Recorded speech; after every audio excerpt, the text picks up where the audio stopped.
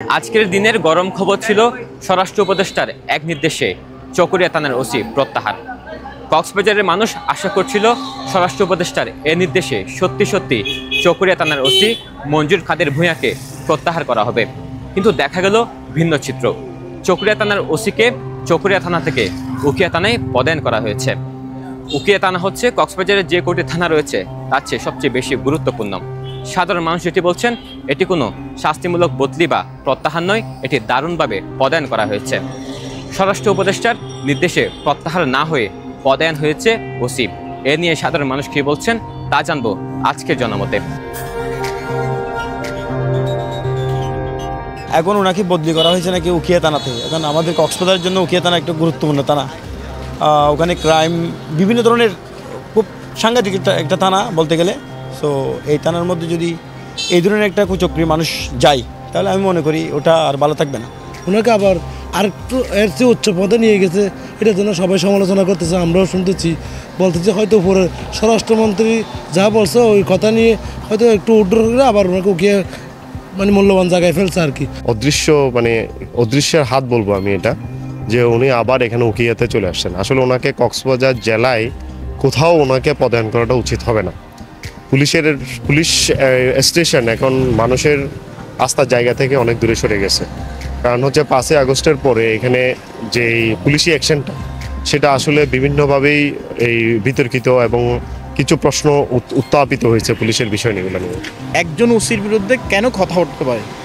আমরা দেখেছি একটা চকরিয়ার ওসির একটা ভিডিও, যে চকরিয়া একটা ঐতিহাসিক একটা গরু চুর, যে নবী হোসেন তার চুরির অপরাধে এবং বিভিন্ন অপরাধের কারণে সে চকরিয়াতে বিখ্যাত। তাকে সেই ওসি আমরা দেখেছি ওই ভিডিওতে আপ্যায়ন করে খাওয়া দাওয়া শুরু করে অনেক কিছু দেখছি, মানে খাওয়াচ্ছে। তাহলে একজন ওসি কেমনে একটা আসামিকে খাওয়াইতে পারে?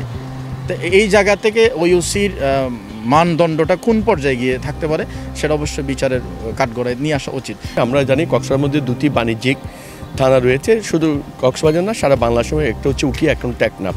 সেখানে ওসিরা লক্ষ লক্ষ টাকা খরচ করে সেখানে আছে। আমার মনে হয় স্বরাষ্ট্রমন্ত্রীর যে ঘোষণা সেটি উল্টো হয়েছে এবং স্বরাষ্ট্রমন্ত্রী এখানে কোনো রকম পাত্তা দেওয়া হয় নাই। এবং এই ঘটনার কারণে আমরা স্বরাষ্ট্রমন্ত্রীর সরাসরি পদত্যাগে দাবি করছি কক্সবাজারের নাগরিক সমাজের পক্ষ থেকে। কক্সবাজার থেকে অন্য কোথাও না পাঠিয়ে যেহেতু কক্সবাজারের ভিতরেই ওনাকে ট্রান্সফার করেছে অন্য থানায়, সেই ক্ষেত্রে গিয়ে ওনার থেকে ভালো কিছু আশা করা যাবে না, অসম্ভব একটা বিষয়। কর্মস্থল থেকে সরাসরি করে প্রত্যাহার করাটাই আমি মনে করি উচিত ছিল। এখন স্বরাষ্ট্র উপদেষ্টা সরাসরি প্রত্যাহারের জন্য ওনাকে নির্দেশ দেওয়া হয়েছিল, এখন ওনাকে দেয় নাই, তার জন্য তো আমি কিছু বলতে পারবো না। তবে আমার দৃষ্টিতে আমি শুধু এটুকু বলতে পারি, সেটা আরও তদারকি করা ভালো হবে। আরও তদারকি করে দেখলে হয়তো ওনার বাস্তবতাটা উঠে আসবে। সবাই ঘুরে ফিরে হয় নাইকংছড়ি, হয় চকরিয়া, নয়তো পেকুয়া, অথবা নয়তো টেকনাফ, এই অঞ্চলে থেকে যায়। মানে এখানকার মধুটা তাদের জন্য সবার প্রিয়। তো এই বের হতে না পারা এবং পদায়ন দেওয়ার পরও আবার অন্য জায়গায় দেওয়ার পরও এই যে একটা বৃত্ত থেকে বের হচ্ছে না, নিশ্চয়ই একটা ক্রাইম সিন্ডিকেট জড়িত, যারা সুবিধা আদায়ের জন্য এদেরকে বারংবার তাদের হয়তো বিনিয়োগ করতে পারে। অনেকটাই শোনা কথা আর কি। এতক্ষণ শুনছিলাম সাধারণ মানুষের কথা। তারা বলছেন স্বরাষ্ট্র উপদেষ্টার সরাসরি নির্দেশের পরও চকরিয়া থানার ওসি মঞ্জুর কাদের ভূঁইয়া প্রত্যাহার না হয়ে উখিয়ার মতো গুরুত্বপূর্ণ স্থানে পদায়নের পেছনে কোনো অদৃশ্য শক্তির হাত রয়েছে। সরোয়ার সাকিব, পেনুয়া নিউজ।